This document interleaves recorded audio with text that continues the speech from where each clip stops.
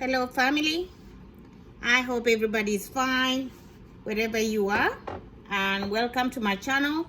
I do hope you have already subscribed. That way you get notified every time I drop a video. The information I'm sharing is really helping me understand our race. It's also understand our community.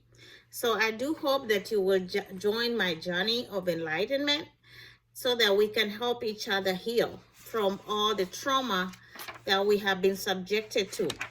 So I'm originally from Kenya. I live in America, but Africa is my home. So today's topic is based on the book written about the Willie Lynch letter and the making of a slave. I do hope that you can grab this book online on Amazon. It's available. This book is actually required reading for some careers, for us to understand where our trauma is coming from, how we think, and how we behave. This book is a small read, but it does highlight the kind of things that were done to us, the kind of programming that was done to our ancestors, and that has been passed down from generation to generation. So this book is written about how slaves were broken. You know, they wanted to break them so that they can control them. All right. Remember, slavery was a business, and it led to slave victims being treated as merely subhuman pawns in an economic game of debauchery, crossbreeding, interracial rape, and mental conditioning. Okay, so they had to subject them to programming that would lead them to being able to be controlled. Okay, we do know that some of our ancestors in Africa fought the oppressor. There was a lot of chiefs and kings that fought the oppressor in order to, prevent the slave trade. But let's not also forget that there was a few of the kings and elders that sold our people to the oppressor. So regarding rape, we do know that some of our people, our ancestors, the women, were raped by the oppressor, and therefore it led to a mixed breed. There is no wonder we do have light-skinned people in our communities, both in the abroad and both in Africa. In fact, some of our African people have blood that that can be found in Europe because their oppressor raped them, and therefore they gave birth to these children. So sometimes we get lost and start thinking that light-skinned is better than dark-skinned, but that is a brainwash. It's a programming that was instilled in us, and we need to unlearn that mess because it's not serving us at all. So there was a considerable debate during the colonial periods in the United States and the late 1700s. And they wanted to be able to know how they could control slaves. There were no question of the tremendous profitability using slavery in exchange for molasses. Remember, the idea of slavery was also barter trade. So they exchanged our ancestors for molasses, sugar, textiles, spices, and the massive free labor of the cotton production on numerous plantations in the South. So in the Americas, we know that the South really needed the free labor to be able to be used for cotton production. So you can see that most of the people did not even trade using money. So coins and money was not in use. They used a barter. So they wanted to exchange slaves for other items. And some of the items they exchanged for was tobacco, barrels of rum, firearms, and iron or copper. They also traded pots and basins of brass. So you can imagine our ancestors were being traded for this kind of stuff, material stuff. That is how dehumanizing they had made our people become, This led to a lot of psychological damage and atrocities inflicted on our ancestors.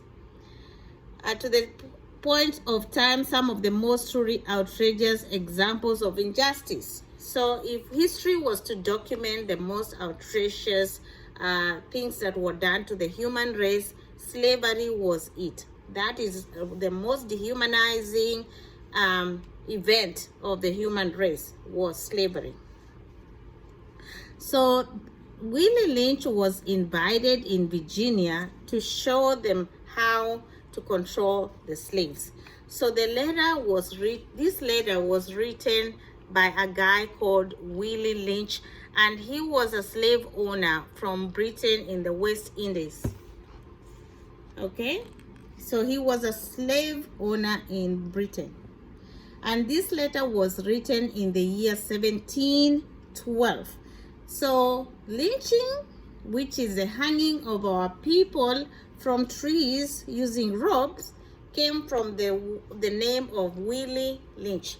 So you can imagine these people inviting somebody to come and teach them how to program the slaves and to be able to control them. So this letter was written in December 25th, 1712. And I'm just going to read it verbatim so you can see. So the making of a slave, okay? The making of a slave was written by Willie Lynch in the year 1712, December 25th. The same year we celebrate Christmas. So he starts, "Gentlemen, I will not comment until I finish this letter. Gentlemen, it's not long. I greet you here on the bank of the James River in the year of our Lord 1712. First, I shall thank you, the gentlemen of the colony of Virginia, for bringing me here. I am here to help you solve some of your problems with slaves. Your invitation reached me on my modest plantation in the West Indies, where I have experimented with some of the newest and still the oldest methods for control of slaves. Ancient Romans would envy us if my program is implemented. As our boat sailed south on the James River, named for our illustrious king, whose version of the Bible we cherish, I saw enough to know that your problem is not unique. While Rome used cords of wood as crosses for standing human bodies along its highways in great numbers, you are here using the tree and the rope on occasion. I caught the whiff of a dead slave hanging from a tree a couple miles back. You are not only losing valuable stock by hangings, you are having uprisings. Slaves are running away. Your crops are sometimes left in the fields too long for maximum profit. You suffer occasional fires. Your animals are killed. Gentlemen, you know what your problems are. I do not need to elaborate. I am not here to enumerate your problems. I am here to introduce you to a method of solving them. In my bag here, I have a foolproof method for controlling your black slaves. I guarantee every one of you that if installed correctly, it will control the slaves for at least 300 years. My method is simple. Any member of your family or your overseer can use it. I have outlined a number of differences among the slaves and make the differences bigger. I use fear, distrust, and envy for control. These methods have worked on my modest plantation in the West Indies, and it will work throughout the South. Take this simple little list of differences and think about them. On top of my list is age, but it's there only because it starts with an A. The second is color or shade. There is intelligence, size, sex, size of plantation, and status on plantations, attitudes of owners, whether the slave live in the valley or on a hill, east, west, north, south, have fine hair, coarse hair, or is tall or short. Now that you have a list of differences, I shall give you an outline of action. But before that, I shall assure you that distrust is stronger than trust, and envy stronger than adulation, respect, or admiration. The black slaves, after receiving this indoctrination, shall carry on and will become self-refueling and self-generating for hundreds of years, maybe thousands. Don't forget, you must pitch the old black male versus the young black male and the young black male against the old black male. You must use the dark-skinned slaves versus the light-skinned slaves, and the light-skinned slaves versus the dark-skinned slaves. You must use the female versus the male and the male versus the female. You must also have your white servants and overseers distrust all blacks. It is necessary that your slaves trust and depend on us. They must love, respect, and trust us only. Gentlemen, these kids are your keys to control. Use them. However, have your wives and children use them. Never miss an opportunity. If used intensely for 1 year, the slaves themselves will remain perpetually distrustful of each other. Thank you, gentlemen. That's it. That was the letter written by Willie Lynch to help the slave owners of Virginia be able to control their slaves.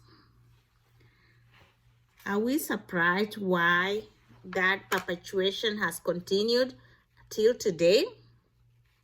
Are you aware that the light-skinned people distrust and hate on the dark-skinned people among our own race? The females and males don't trust each other. There is distrust. Is it a coincidence that those things still happen to date, generations and generations after this 1712? So you can see how much indoctrination has been going on, how much programming has been going on, and how it has affected us till to date. So I would really encourage you to enlighten yourself, understand the psychology behind our ancestors' indoctrination by the oppressor. And that will help us understand why our people behave the way they do. So in this book, it goes on to give principles of how the making of a slave came about. Okay? I'll try and highlight them as much as possible. And it is not any wonder that books like these are not available in the public school system. They're not taught. And we all know that knowledge has been hidden from us, so we don't know what to know. So you can only ask a question if you know what to ask. So it was in the best interest of the business of slaveholders to study human nature, remember? And the slave nature in particular, with a view to practical results. So they were very interested in understanding how we act, how we do. That way they can be able to control us. The slave owners were constantly looking for fast signs of the dreaded retribution. So every time they saw as if the slaves were going to have vengeance or resist, the slave owners were always on the lookout. They looked and watched us constantly. I'm using us because our ancestors were part of us. Okay? They watched them closely to see if there was any signs of resistance, any change of mood, any inquiries, any suspicion. They were always looking. First of all, I'm not going to use the N word, and I'm just gonna assume that you know what I mean. So let's make a slave. What do we need? First of all, we need a black man, a pregnant woman, and her baby and boy. Second, we will use the same basic principle that we use in breaking a horse. So in order to control a horse, you have to break it, right? So it can do what you want it to do. So he was teaching them that they have to use the same principle they use in breaking a horse. So listen to what they say. What do we do with horses is that we break them from one form of life to another. That is, we reduce them from their natural state in nature. So they had to bring the slaves away from the Africans' natural state. They had to bring them across the sea away from their natural human state, which is Africa, and that brings them to a foreign land. So that is number one, breaking them really. After breaking them from forcing them out of their homes and away from their families. So they programmed them by creating a dependency. So they wanted them to be dependent so that they are able to get them to be useful production for their work. So they did this on purpose, removing them from their natural state so that they can make them dependent on the oppressor. So what are the principles they used? So they were actually using the same principle they used to break a horse. Listen to what they say. He said, both horse and hen is no good to the economy in the wild or natural state. So according to them, a slave was not good if they are in their natural state, because they knew that the black man and woman were strong-natured. We have all posted a video about melanin. The oppressor knows that melanated brothers and sisters and our ancestors are the strong race. So they had to remove that natural state from in their mindset and in their physical environment to break them. So listen to what they say. For orderly future, special and particular attention was paid to the female and the youngest offspring. They wanted to crossbreed them in order to provide a variety and division for labor. So they were targeting the young children, and they wanted to break the mother and break the father so that their children can also learn to be dependent on the oppressor. So you can imagine that. So they taught them several principles that were going to work. And they compared this to breaking of a slave, a horse. So the most important thing is they wanted to make them so dependent so they don't have to control them, because they knew if they are not broken, they would try to run. And that was too much work for them, for the oppressor to watch over the slaves. So they wanted to break them so that they are so dependent that they are so fearful that they are not going to run. So they wanted to make sure that they get them in their mind. So they wanted to control the mindset and break their mind. They wanted them strong because they needed them to work, but they wanted their mindset to be broken. So they are so dependent and fearful that they are going nowhere. And guess what? We know that it worked. If you know what Harriet Tubman said, that she would have freed more slaves if they knew they were slaves, right? Most people didn't even want to believe they were slaves, and they stayed in the plantation. Remember, Harriet Tubman was also married, and the husband refused to run with her. In fact, he actually threatened to tell on her. And also, when she tried to run, she had her brothers with her. But in the middle of the plantation, they decided to go back. So that's how broken we were, how broken our people are, that the fear instilled in them and the dependency of the slaves towards the oppressor had worked. This program worked because you can see how many people chose to stay. So the breaking process is the same for the horse and for the inn. They only varied it in degrees. So he was teaching them how to break the slave. So he told them, keep an eye on the female offspring. Okay? Pay little attention to the generation of original breaking, but concentrate on future generation.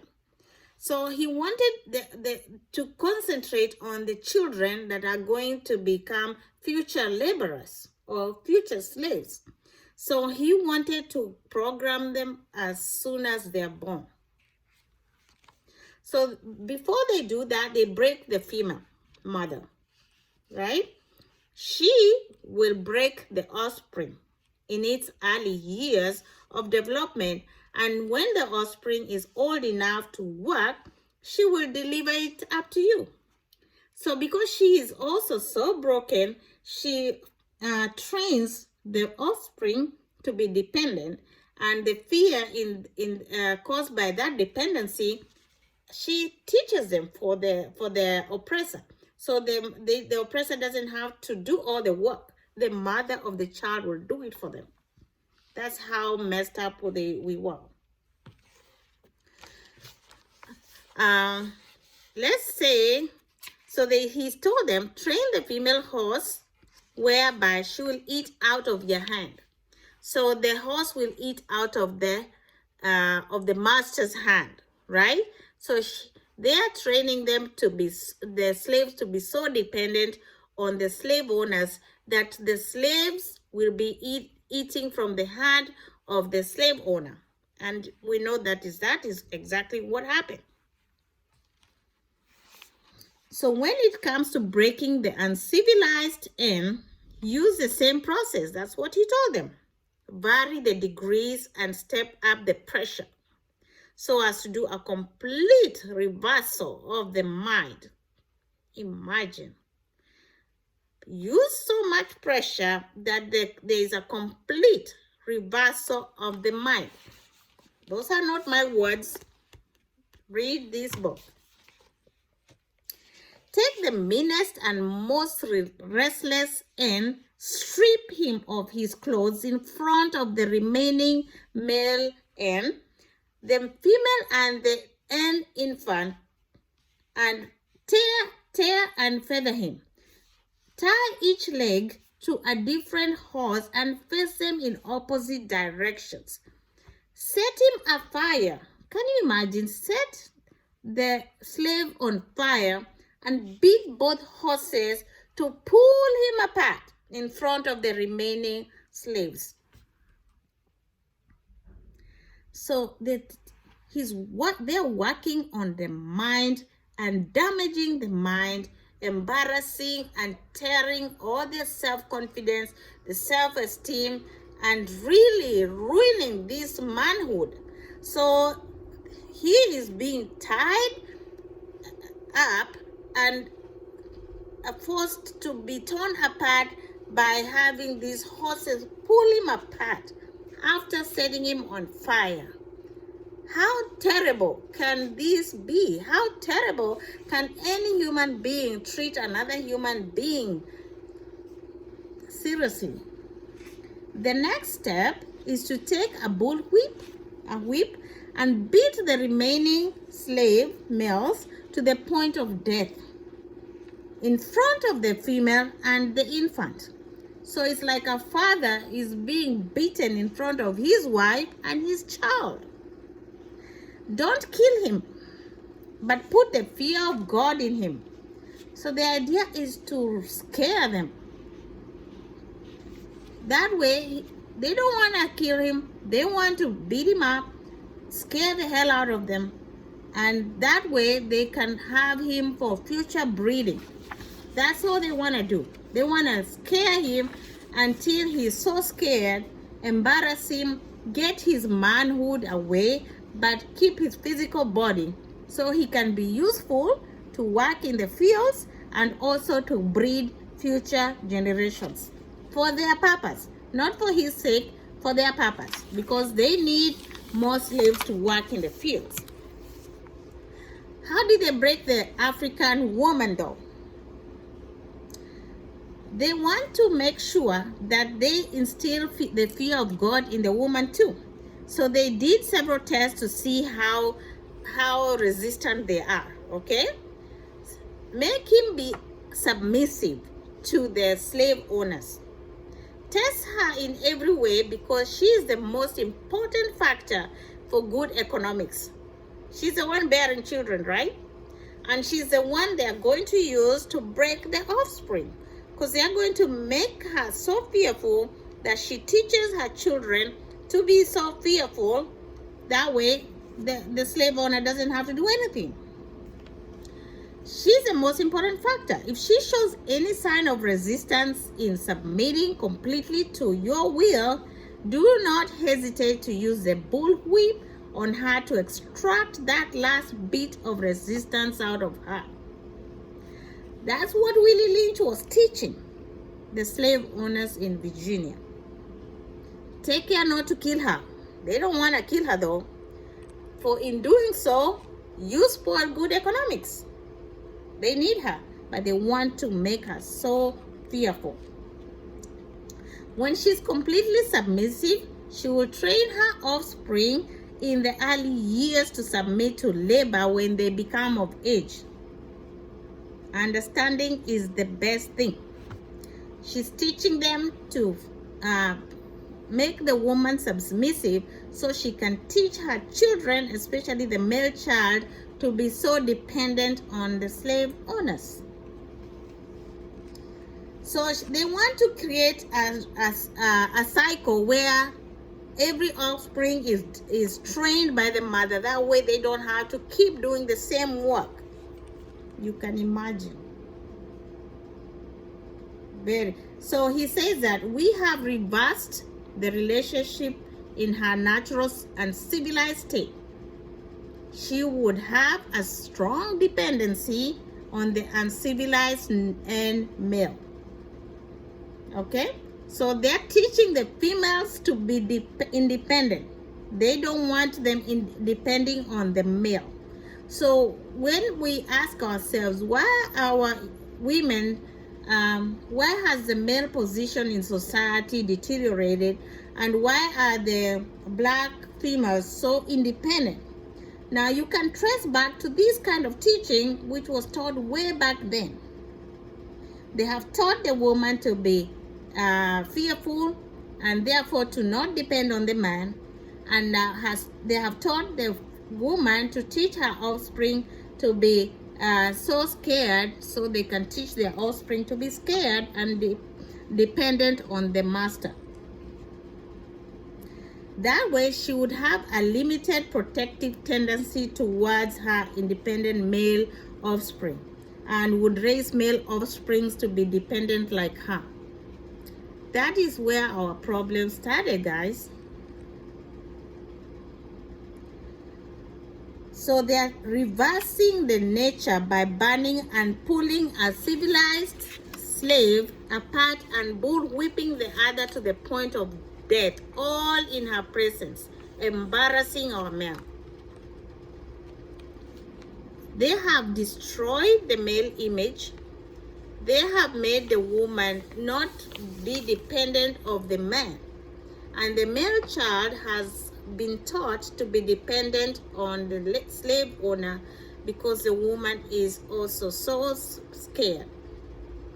So this is how we became so destroyed by our generations of trauma from slavery.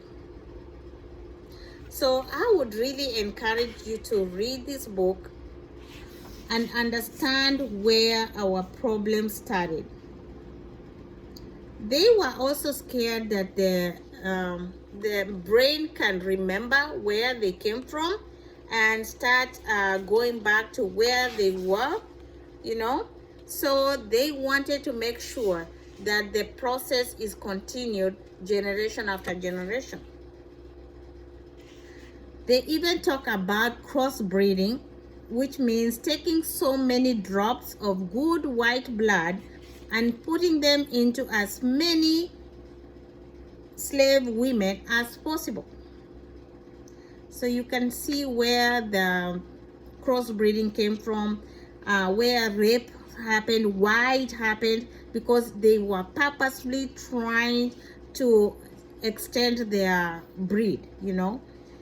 So they did this. They wanted to continue doing this and breeding with each other until another cycle of color appears as you desire. And I believe this happened in Africa also, in the northern part of Africa.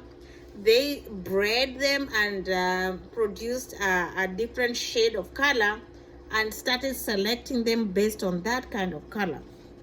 So you can see how traumatic and how painful this behavior was in trying to control the slave, breaking the slave. They say it's making a slave, but it's really breaking our humanity.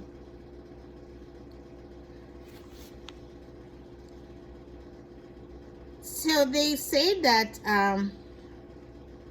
their idea is really to damage the mental history and create a multiplicity of phenomena of illusions. So they knew that if they don't keep the process going by controlling the mindset of the slaves, that they would reset and remember who they were. So several things have happened to make sure that the black race remains kind of subdued. And I can, even if it doesn't mention it in this book, it can relate to the fact that, you know, when the drugs started coming to the black community, that was also purposed to break our peoples and to dumbfound us and to dampen our spirits and to dampen us. And it worked. And in order to perpetuate that behavior, some of our brothers and sisters ended up dead or in jail, and most of them are still suffering from being locked up. Most of them are mental, and most of them are dead. So the idea is to continue making us dumbfounded, to dampen our humanity, to dampen our strength by anything, as much of anything they could find. And don't also forget there's people working in the backgrounds to make sure that we remain that way.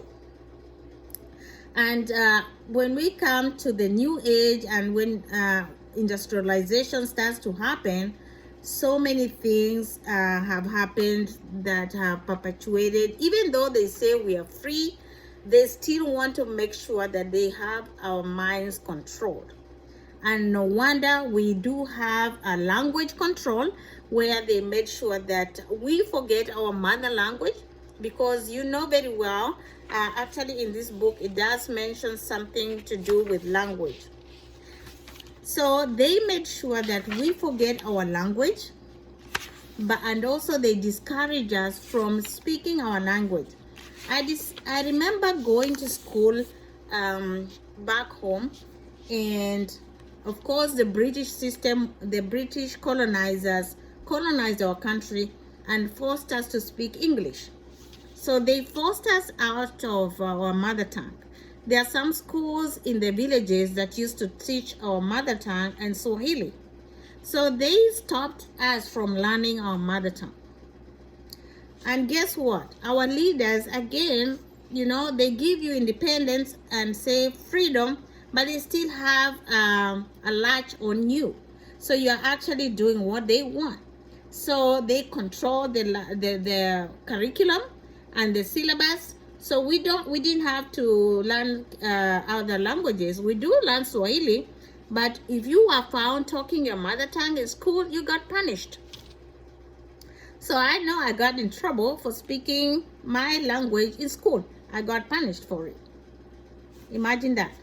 The idea was to make sure that we forget our language, and unfortunately some people are still allowing themselves to forget their language, and some of their children don't know their mother tongue, which is very shameful because we have allowed our colonizers to win. They have made sure we learn their language and drop our own language, and they won. So let's not win. We can still learn our languages. We can start, now that people are waking up, most people are starting to wake up. We can go back to where we started by learning our languages at least. And I would encourage anybody, any African, anywhere, at least to learn Swahili.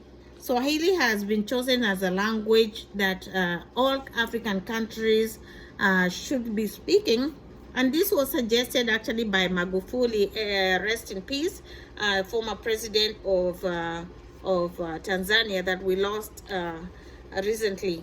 He suggested that we need to speak a language that can unite us, and everybody can communicate in another language other than English. English is not our language. So those are some of the things that happened to us, and from what I've told you, this was happening way back then, 1712.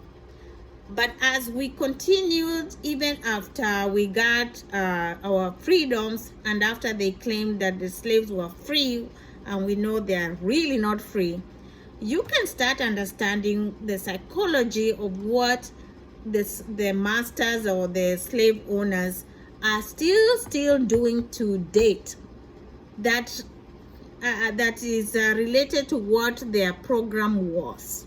Control their language, control their economy, make them dependent, hence job market and colleges where you have to work, credit, you have to work for 30 years to pay a mortgage, you are tied to a credit card, they give you credit cards while going to college so you can buy a card that ties you to buying credit and paying for it, hence enriching the colleges and enriching the banks, and so many things now that you can try to now start to think backwards and say, wow, this is why they do what they do, So it helped me understand a lot, and I do hope that it has helped you, start to open up your mind and see, get to understand why things are happening the way they're happening, and why it is on purpose.